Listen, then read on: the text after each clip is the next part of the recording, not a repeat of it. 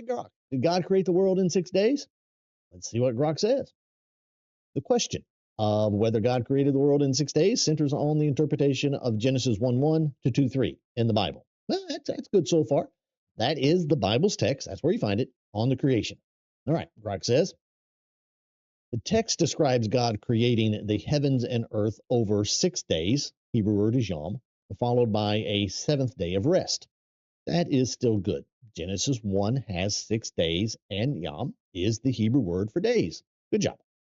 Going on, each day is marked by an evening and a morning, suggesting a sequential process. Exactly. Grok is just doing well so far. All right. Going on from there. Grok says, based on a plain reading of the text, particularly in English translations like the ESV, that's the English Standard Version, or NIV, that's the New International Version, the strongest answer is yes. God created the world in 6 days as the narrative presents a structured, chronological account of creation. Frankly, Grok is better at this than a lot of modern Bible scholars. You see, Grok can read just exactly what the text is saying. All right, back to what Grok says. The Hebrew word yom typically means a 24-hour day in other biblical contexts. And then he quotes or he references Exodus 20:11, where the Sabbath command ties the 6-day work week to God's creation week. This supports a literal interpretation, 6 consecutive 24-hour periods. The framework of evening and morning for each day reinforces this, implying a cycle consistent with a solar day. Additionally, the culmination in a seventh day of rest aligns with the establishment of a weekly pattern, suggesting literal timekeeping. All right, this is amazing, but let's break it down bit by bit. Because what we have here is an AI that is created by a group of secular, probably evolutionary IT people that reads the Bible better than a lot of these modern Bible scholars we were just talking about. All right. Yom, yes, means day. And Grok makes the connection to Exodus 20:11, where it says, where the Bible says, "For in 6 days the Lord made the heaven, the sea, the earth, and all that is in them." The Bible, you see, teaches a 6-day creation in Exodus as well as Genesis. Moving on, Grok does not mention, however, that every time Yom is found in the Bible is connected to a cardinal number, it is always a literal day. Genesis 1:2 should be included in that list.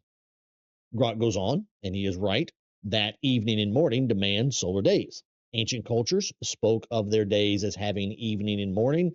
We modern Westerners, we tend to reverse it and speak of morning and evening or just day and night.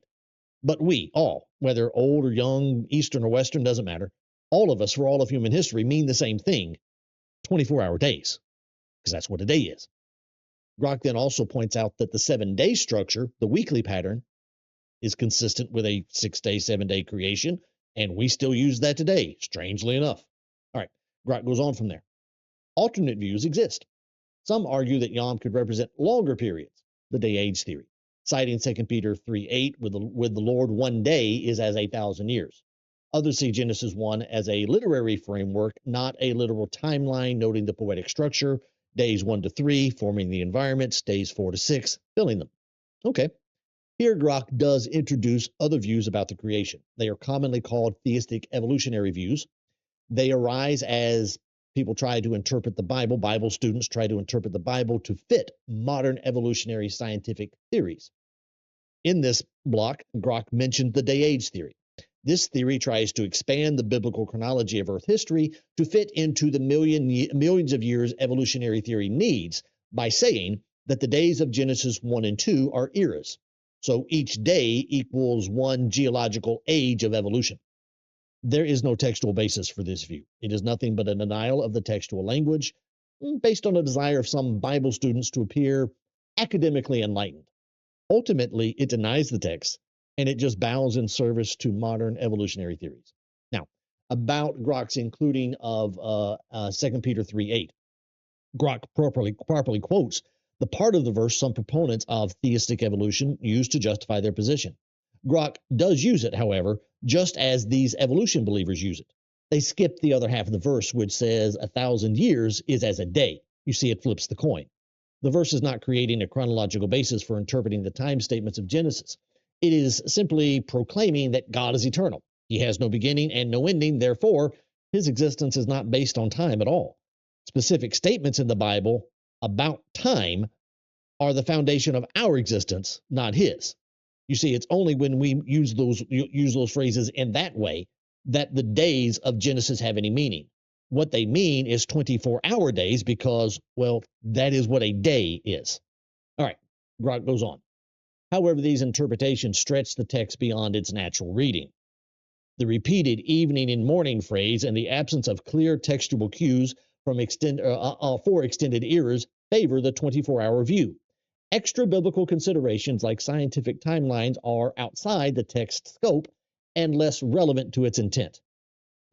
Grok's analysis of these views against the Bible's text is 100% correct. There are no clear textual cues for theistic evolutionary views, and the extra biblical considerations are outside the text scope.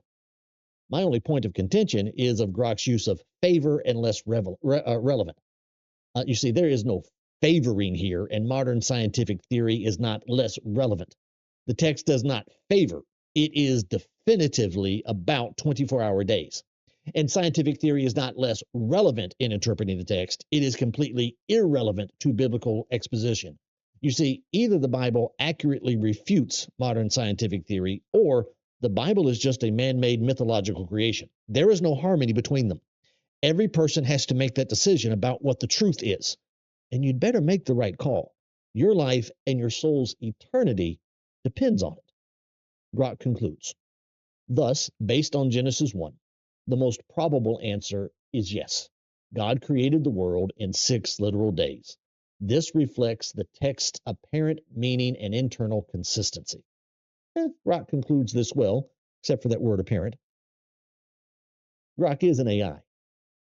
So that goes with, and it goes with the most probable answer and apparent. So I'll cut Grok some slack there. Grok has done a better job with this text than a lot of these so-called Christian scholars these days. Listen to Grok here. The Bible teaches and is internally consistent in declaring that the world was created in 6 days.